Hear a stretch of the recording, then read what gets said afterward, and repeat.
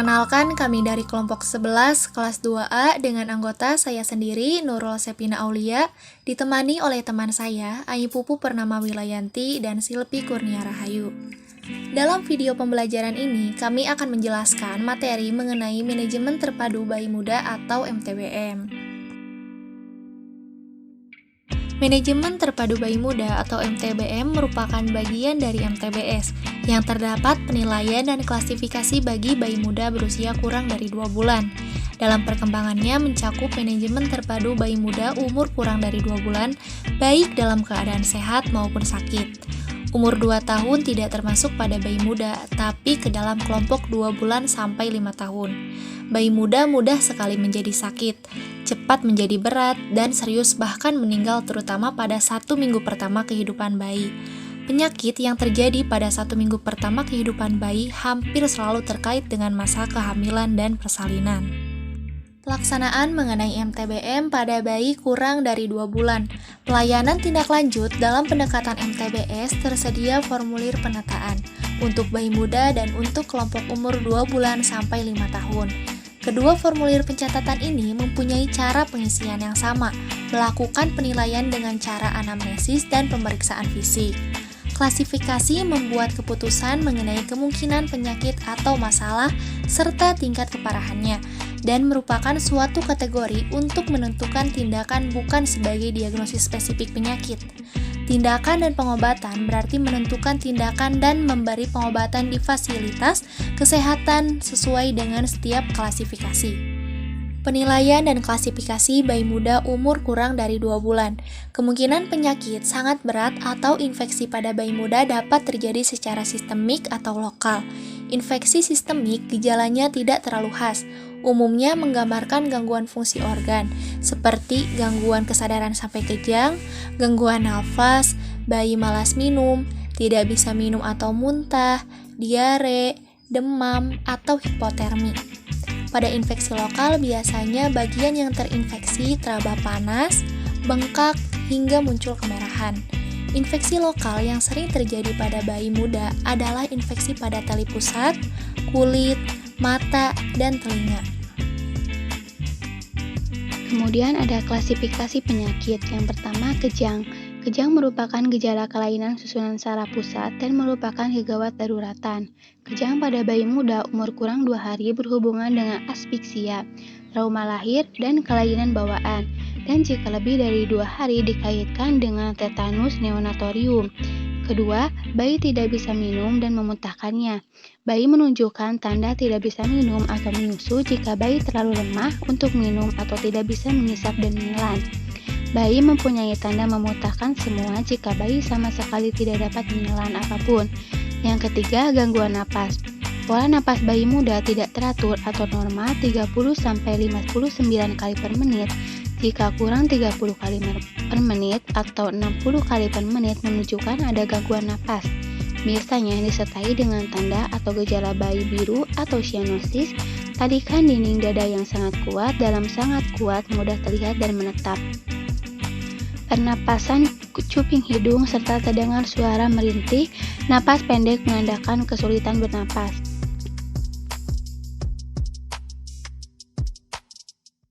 Kemudian yang keempat yaitu ada hipotermia. Suhu normal 36,5 sampai 37,5 derajat Celcius, suhu kurang 35,5 derajat Celcius dikatakan hipotermi berat. Suhu 35,5 sampai 36 derajat Celcius hipotermi sedang, dan suhu 37,5 yaitu demam. Mengukur suhu menggunakan termometer pada aksiler selama 5 menit. Tidak dianjurkan secara rektal karena dapat mengakibatkan perlukaan rektal. Kemudian yang kelima, infeksi bakteri lokal. Infeksi bakteri lokal yang sering terjadi adalah infeksi pada kulit, mata, dan pusar. Pada kulit, apakah ada gejala bercak merah, benjolan berisi nanah di kulit.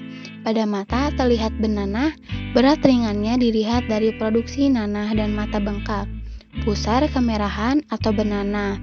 Atau kemerahan meluas ke kulit daerah perut berbau bernanah. Berarti bayi mengalami infeksi berat. Kemudian yang keenam yaitu ikterus. Perubahan warna kulit menjadi kekuningan sebagian besar 80% akibat penumpukan bilirubin atau hasil pemecahan sel darah merah. Sebagian lagi karena ketidakcocokan golongan darah ibu dan bayi. Peningkatan kadar bilirubin dapat diakibatkan oleh pembentukan yang berlebihan. Ikterus timbul setelah 24 jam dan menghilang sebelum 14 hari. Tidak memerlukan tindakan khusus, hanya pemberian ASI. Kemudian yang ketujuh yaitu diare.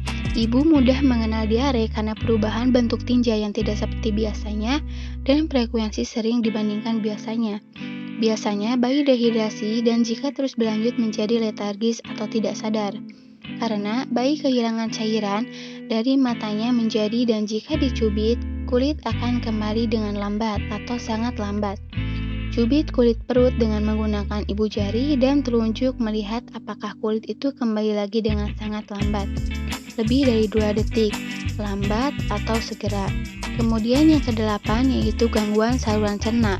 Tanda atau gejala klasifikasi, muntah segera setelah minum, muntah berulang, muntah berwarna hijau, gelisah dan perut bayi kembung, teraba benjolan di perut, air liur berlebihan, belum BAB lebih dari 24 jam dan tidak terdapat lubang anus. Kemudian ada tindakan dan pengobatan. Bayi muda yang termasuk klasifikasi merah memerlukan rujukan segera ke fasilitas pelayanan yang lebih baik. Dan sebelum merujuk, lakukan pengobatan prarujukan dan minta informed consent.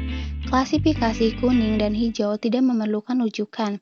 Prarujukan, klasifikasi berat warna merah muda memerlukan rujukan segera. Tetap lakukan pemeriksaan dan lakukan penanganan segera sehingga rujukan tidak terlambat. Penanganan yang perlu rujukan diantaranya yaitu penyakit sangat berat atau infeksi bakteri berat, ikterus berat, dan diare dehidrasi berat. Yang selanjutnya, tindakan atau pengobatan prarujukan. Yang pertama, kejang. Bebaskan jalan napas dan memberi oksigen.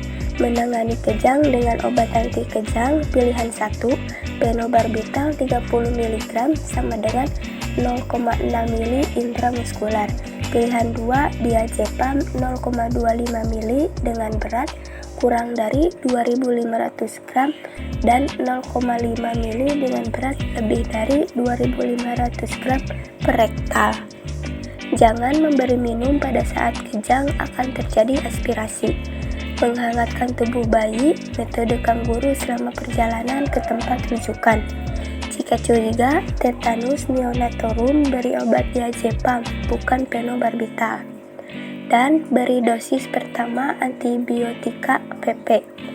Yang kedua, gangguan napas. Posisikan kepala bayi setengah mengadah, jika perlu bahu diganjal dengan gulungan kain. Bersihkan jalan napas dan beri oksigen 21 per menit. Jika apno, lakukan resusitasi. Yang ketiga, hipotermi. Cegah penurunan gula darah atau berikan ASI bila bayi masih bisa menyusu, dan beri ASI perah atau air gula menggunakan pipet bila bayi tidak bisa menyusu. Dapat menyebabkan kerusakan otak. Yang keempat, ikterus. Cegah turunnya gula darah, nasihati ibu cara menjaga bayi tetap hangat dan rujuk segera. Gangguan saluran cerna. Jangan berikan makanan atau minuman apapun per oral. Cegah turunnya gula darah dengan infus. Jaga kehangatan bayi dan rujuk segera. Yang kelima, diare, dehidrasi. 30 ml per kilogram berat badan selama 1 jam. 70 ml per kilogram berat badan selama 5 jam jika memungkinkan. Beri oralit 5 ml per kilogram berat badan per jam. Dehidrasi melalui pipa nasogastrit 20 ml per kilogram berat badan per jam.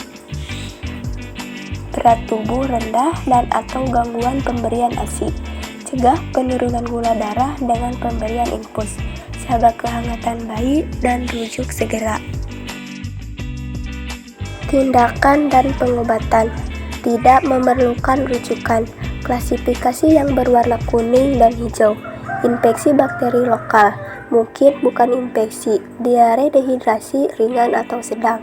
diare tanpa dehidrasi, ikterus, berat badan rendah menurut umur, dan atau masalah pemberian ASI. Berat badan tidak rendah dan tidak ada masalah pemberian ASI. Di bawah ini beberapa tindakan atau pengobatan pada bayi muda yang tidak memerlukan rujukan. Menghangatkan tubuh bayi segera, mencegah gula darah tidak turun, memberi antibiotik peroral yang sesuai, mengobati infeksi bakteri lokal, melakukan dehidrasi oral baik di klinik maupun di rumah, mengobati luka atau bercak putih di mulut, dan melakukan asuhan dasar bayi muda, mencegah infeksi, menjaga bayi tetap hangat, memberi ASI sesering mungkin. Kunjungan ulang untuk pelayanan. Tindak lanjut, pada kunjungan ulang, petugas dapat menilai apakah anak membaik setelah diberi obat atau tindakan lainnya. Apabila anak mempunyai masalah lain, gunakan penilaian awal lengkap pada kunjungan awal. Kunjungan ulang dilakukan setelah 2 hari, infeksi bakteri lokal, gangguan pemberian ASI, luka atau bercak putih di mulut, hipotermi sedang, diare dengan dehidrasi ringan atau sedang, ikterus fisiologik jika tetap kuning, 14 hari, dan berat badan rendah menurut umur. Kesimpulannya, manajemen terpadu bayi muda atau MTBM adalah suatu pendekatan pelayanan terhadap bayi muda yang dikembangkan oleh WHO. Dengan MTBM dapat ditangani secara lengkap kondisi kesehatan bayi pada tingkat pelayanan kesehatan dasar, yang memfokuskan secara integratif aspek kuratif, preventif dan promotif, termasuk pemberian nasihat kepada ibu sebagai bagian dari pemberdayaan masyarakat untuk meningkatkan kesehatan anak.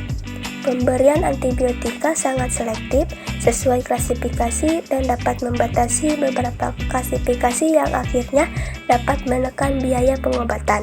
Melihat keunggulan tersebut, maka dapatlah dimengerti mengapa Indonesia termasuk salah satu pengguna dini dari pendekatan MTBM ini. Bahkan Indonesia sekarang sudah sampai tahap pemantapan implementasi. Baik, cukup sekian pemaparan materi dari kelompok kami mengenai manajemen terpadu bayi muda. Semoga materi yang sudah disampaikan dapat bermanfaat bagi kita semua. Wassalamualaikum warahmatullahi wabarakatuh.